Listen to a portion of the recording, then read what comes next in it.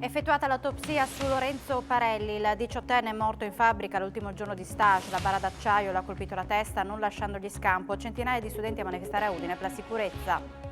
Scendono in campo i presidi contro gli studenti positivi asintomatici in classe. Sicuramente un aiuto per le famiglie, ma per le scuole è un pesante aggravio. Tamponi gratis in farmacia per il tracciamento scolare ancora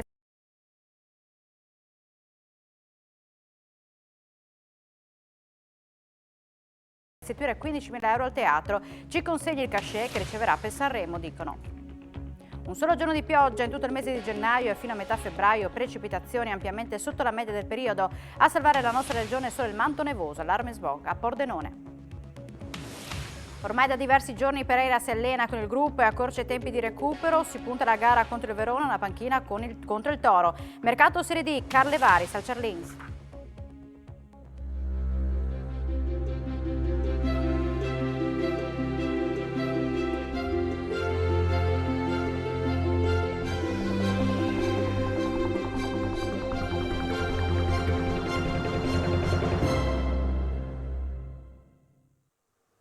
Buonasera, ben ritrovati a un nuovo appuntamento con l'informazione di Telefriuli. È la giornata della manifestazione degli studenti e delle prime certezze sulla morte di Lorenzo Parelli. Arrivano dall'autopsia eseguita questa mattina a Udine. Vediamo.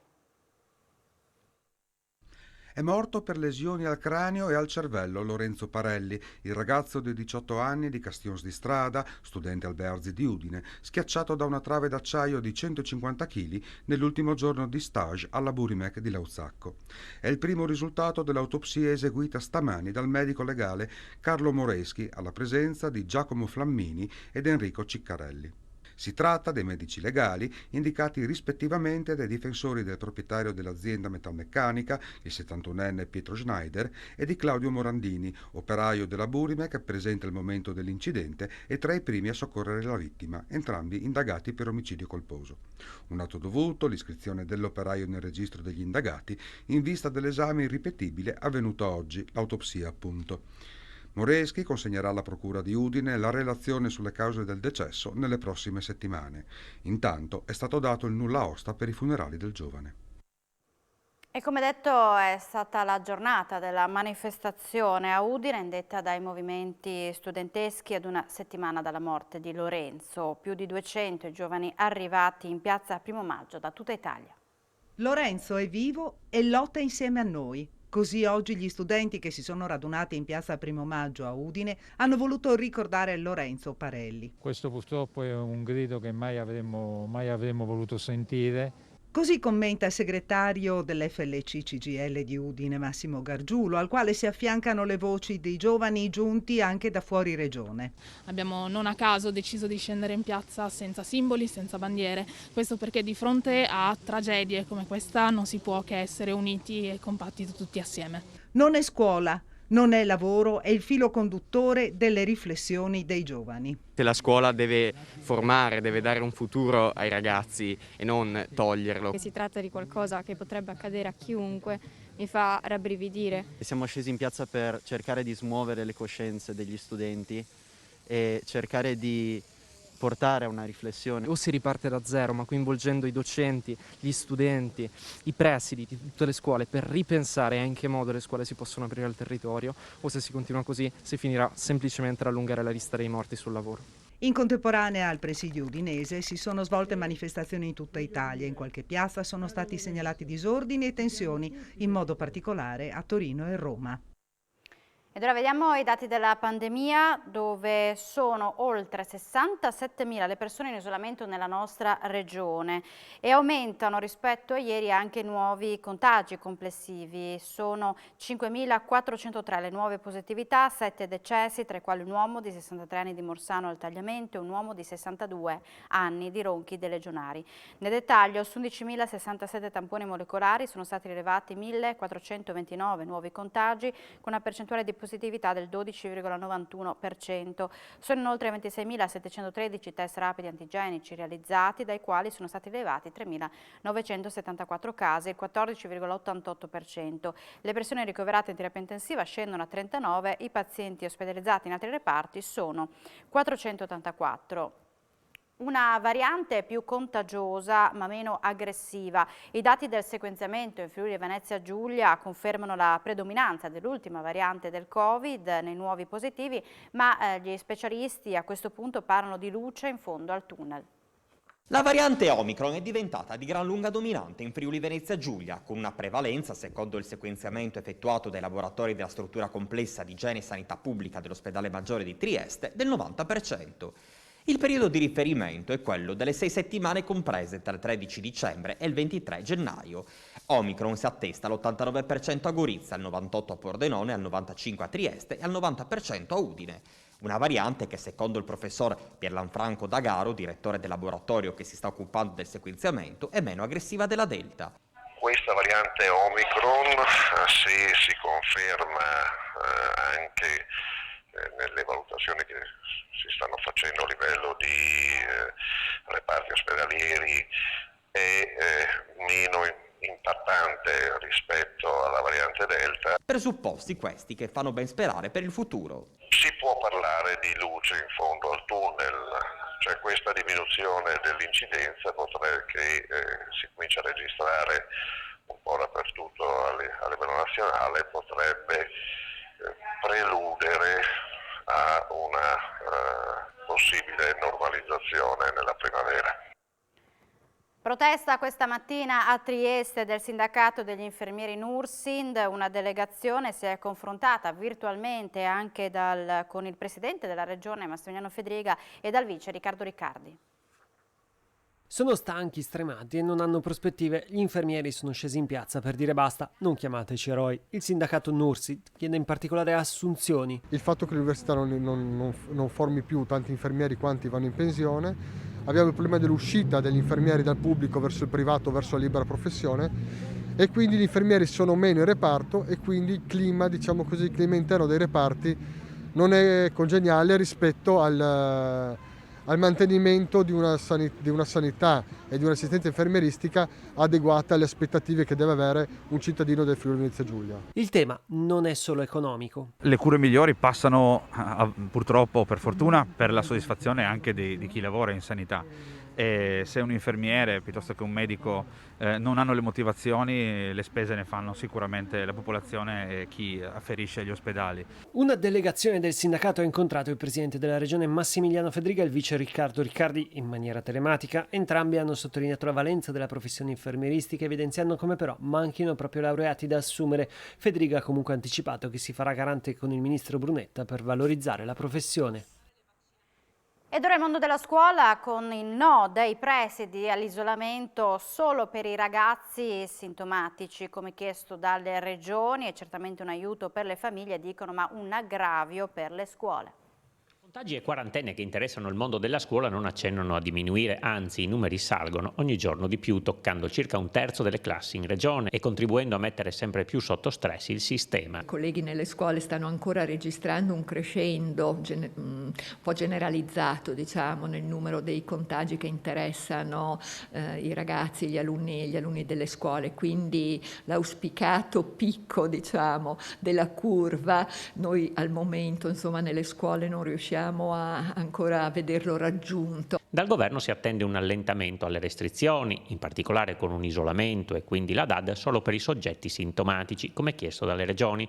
In questo i presidi friulani vedono pro e contro. Penso che l'obiettivo sia quello di semplificare soprattutto la vita delle famiglie che si trovano a gestire i casi di Covid dei figli, ma anche le prolungate quarantene. Temo che la semplificazione sulle famiglie e eventualmente anche sul sistema sanitario si possa tradurre in un aggravio dei compiti che saranno scaricati ancora una volta sulle scuole.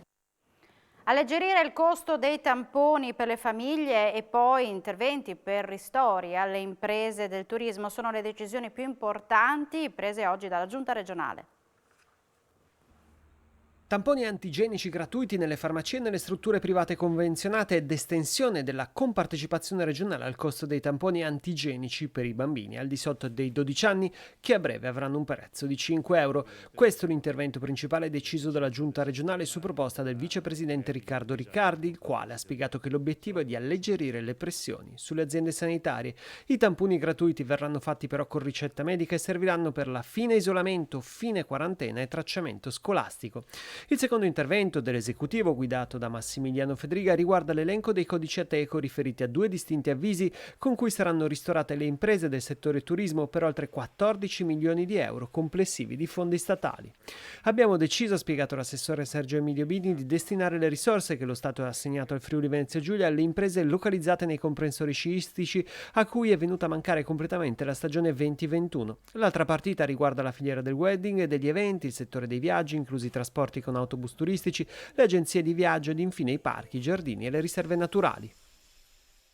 Si è fermata a 382 voti la corsa di Maria Elisabetta Alberti Casellati alla Presidenza della Repubblica. Questa mattina, a sorpresa, il centrodestra ha annunciato di voler votare l'attuale Presidente del Senato, seconda carica dello Stato. Per tutta risposta, Centrosinistra e Movimento 5 Stelle hanno chiarito che se fosse stata eletta ci sarebbero state ripercussioni sul governo, ma la soglia dei 505 voti necessari non è stata neanche sfiorata. È in corso in questo momento lo spoglio della seconda votazione dopo l'accordo tra i capigruppi di Camera e Senato. Votazione però andata praticamente tutta deserta, con sia il centrodestra che il centrosinistra che hanno deciso di astenersi o di lasciare la scheda in bianco. Nella notte proseguiranno le trattative per arrivare ad un nome il più ampiamente condiviso. Se ne parlerà in diretta a partire dalle 19:45 con Screenshot e Davide Vicedomini in studio. Il governo ha stanziato altri 905 milioni dal PNRR a copertura dei progetti di rigenerazione urbana accolti ma non finanziati a dicembre. Ora anche i comuni della nostra regione ne potranno beneficiare, come conferma il sindaco di Gorizia, Rodolfo Ziberna. La soddisfazione innanzitutto è per uno dei 6 bandi ai quali abbiamo partecipato, mi riferisco a quello definito rigenerazione urbana, grazie anche all'importante intervento svolto dal Presidente della nostra Regione Fedriga come Presidente della Conferenza delle Regioni. Il Comune di Gorizia riceverà 20 milioni di euro, potremo intervenire su un edificio nel centro storico che una volta era sede anche del municipio di Gorizia, via Mazzini, una via che intendiamo riqualificare grazie anche a diversi altri interventi privati. Riusciremo perciò progressivamente, grazie anche a altri interventi, un edificio dietro l'attuale sede municipale, progressivamente a liberare un edificio importante in via Garibaldi che io prevedo possa essere un domani, a lavori ultimati, essere affidato, essere luogo, sede di numerose associazioni culturali e altre di altra natura nella nostra città. Secondo le previsioni dell'Ufficio Studi di Confindustria Udine, l'economia regionale dovrebbe continuare a crescere a patto che lo scenario pandemico e geopolitico non sconvolga i piani. L'economia friulana guarda al futuro con un certo ottimismo, nonostante le criticità del momento. Dopo il rimbalzo registrato nel 2021, più 6,6%, il tessuto produttivo regionale dovrebbe continuare ad aumentare, secondo le analisi dell'Ufficio Studi di Confindustria Udine su dati Prometeia, del 3,8% nel 2022, del 2,8% nel 2023 e dell'1,9% nel 2024. Lo scenario esposto è basato sulle ipotesi che i nuovi contagi della pandemia raggiungano il picco nel primo trimestre dell'anno in corso, che le condizioni monetarie e finanziarie rimangano favorevoli e che prosegua la ripresa del commercio mondiale. Il prodotto interno lordo dovrebbe tornare così ad espandersi in misura sostenuta dalla primavera, così come i consumi, al momento al palo per i rincari dei beni e dell'energia, che dovrebbero crescere del 4,9% quest'anno e del 3,8% nel 2023. Gli investimenti hanno recuperato il crollo del 2020 già nella prima parte dello scorso anno, più 18,6%, grazie anche alla forte espansione del comparto delle costruzioni. La previsione è di un più 9,6% nel 2022 e del 6,2% nel 2023. Segno più previsto nel 2022 anche per le esportazioni, più 4,9% e l'occupazione. Il quadro previsionale, secondo Confindustria Udine, resta in ogni caso incerto. Pandemia, inflazione e scenario geopolitico internazionale potrebbero sconvolgere le previsioni. Caltagirone lascia il patto sulle assicurazioni generali, lo hanno comunicato la società del gruppo dell'imprenditore romano alla finanziaria Delfin di Leonardo Del Vecchio e alla Fondazione Cassa di Risparmio di Torino. Nella lettera il gruppo Caltagirone spiega che ritiene ormai superata la funzione cui il patto era preordinato e annuncia che presenterà una propria lista per il rinnovo del Consiglio di amministrazione delle Generali. In pratica Caltagirone non avrà più impegni di consultazione in vista dell'Assemblea per il rinnovo del CDA. Nuova puntata della vicenda del crack Tonutti Volagri e nuova condanna per l'imprenditore. Crack Tonutti Volagri, nuova condanna per Carletto Tonutti a 3 anni e 8 mesi di reclusione. A infliggere la pena è stato il Tribunale di Udine, che ha riconosciuto colpevole di bancarotta fraudolenta l'imprenditore di 72 anni, già condannato a 5 anni di reclusione in un altro processo per il fallimento nel 2015 dell'azienda produttrice di macchine agricole di Remanzacco. Il PM Marco Panzeri aveva chiesto 3 anni di reclusione. Al centro del nuovo processo la cessione nel 2009 del contratto di leasing dei capannoni dell'azienda dalla Tonutti Volagri alla Tonutti Group e il contratto di locazione degli edifici sottoscritto dalle due società l'anno successivo. Per l'accusa, l'operazione privò la Tonutti Volagri di un rilevante asset patrimoniale, con pregiudizio per la garanzia dei terzi. Nell'arringa, il difensore di Tonutti, l'avvocato Maurizio Miculan, ha richiamato la congruità dei prezzi nella cessione, nonché il complessivo vantaggio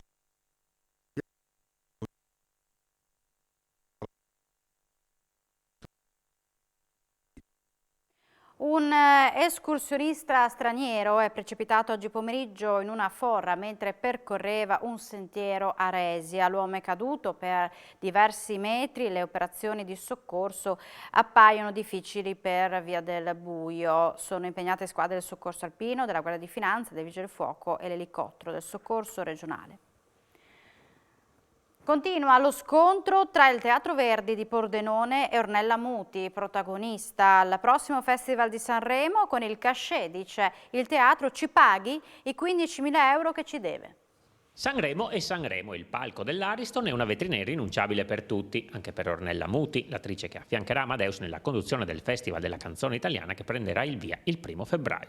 Non altrettanto si può dire del palco del Teatro Verdi di Pordenone, che proprio la Muti snobbò nel 2010 fingendosi malata per volare in Russia a una cena con Putin e Kevin Costner. Peccato che fu immortalata dalle fotografie e smascherata. Ne seguì una lunga causa che ha portato alla condanna dell'attrice a 6 mesi di reclusione e 500 euro di multa per truffa aggravata e falso e al risarcimento di 36.000 euro. A fronte del nuovo impegno dell'attrice, il Teatro Verdi di Pordenone, attraverso il proprio legale Antonio Malattia, auspica che il cachet della Muti a Sanremo venga utilizzato come risarcimento nei suoi confronti, visto che il pagamento al momento è stato rateizzato. Ieri in tribunale a Trieste, peraltro, c'è stata la periodica udienza di verifica sullo stato dei pagamenti. Il bonifico da 1.000 euro al mese continua ad arrivare e garantisce all'attrice la sospensione condizionale della pena. Sull'esecuzione della sentenza sta infatti vigilando la Corte d'Appello di Trieste. Finora l'attrice ha versato 21.000 euro, ne mancano all'appello ancora 15.000. Il Verdi si augura che dopo Sanremo arrivi l'assegno di saldo per far calare una volta per tutte il sipario sulla questione. Giampiero Turus è stato riconfermato alla guida della FIM CISL, che oggi si è riunita a Trieste per il rinnovo delle cariche. Burocrazia e costi dell'energia, questi 2 temi che stanno fortemente penalizzando l'industria del Friuli Venezia Giulia, secondo Giampiero Turus, riconfermato alla guida della FIM CISL, che questa mattina ha tenuto l'assemblea. Secondo il sindacalista proprio la burocrazia sarebbe alla base della scelta di Metinvest di non realizzare il laminatoio delle Noghere a Trieste, concetti ripresi anche dal segretario nazionale. Il Friuli Venezia Giulia ha delle caratteristiche importanti dal punto di vista industriale del settore metalmeccanico, ci sono aziende ben posizionate nelle loro filiere, abbiamo campioni anche nazionali, c'è la presenza di Leonardo molto qualificata, c'è ovviamente la grandissima realtà di Fincantieri, buone realtà industriali, ma necessità di lavorare su progetti adesso di lungo periodo. Dalla pandemia si esce solamente rilanciando fortemente gli investimenti e la capacità di creare un lavoro sostenibile, un lavoro ben remunerato. L'assessore regionale al lavoro, Alessia Rosolè, nel suo intervento ha sottolineato e ricordato l'impegno dell'amministrazione per un'occupazione sempre più sicura e di qualità, evidenziando il grande spirito di collaborazione che c'è in tutta la regione. Una sola giornata di pioggia in tutto il mese di gennaio contro le 6 di media e le 10 dello scorso anno. Almeno fino a metà febbraio la situazione non sembra destinata a cambiare. L'unico episodio appartiene al 5-6 gennaio, quindi solo in quell'occasione ci sono state delle piogge sulla pianura, sulla costa, qualche grandinata, anche qualche nevicata, e ci furono però in quella giornata piogge consistenti sulle prealpi, soprattutto sulle prealpi Giulie, e anche delle nevicate. Il mese di gennaio Friuli normalmente porta 6 giorni di pioggia, il mese di gennaio 2021 ci furono 10 giorni di pioggia. Possiamo definirla preoccupante in questo momento questa assenza di precipitazioni? Come quantità ancora no, perché questo unico episodio che abbiamo avuto ha portato comunque un po' di pioggia, quindi altre volte è successo in gennaio pur avendo più giornate che i cumulati erano più bassi. È vero anche che abbiamo avuto un autunno anche tutto sommato non tanto piovoso, meno piovoso del solito, ci sono già alcuni mesi in realtà che non sta piovendo granché, e anche le prospettive al momento non sono per una significativa svolta. Probabilmente bisognerà attendere appena a metà febbraio o addirittura verso la fine del mese per avere dei fronti più significativi. Fortunatamente le nevicate sono arrivate presto, quindi abbiamo accumulato comunque un manto nevoso che è tutto sommato anche ben distribuito su tutto il nostro arco alpino. E l'aria inquinata nel comune di Pordenone, che ha attuato uno stretto monitoraggio nel quartiere di Torre in collaborazione con ARPA.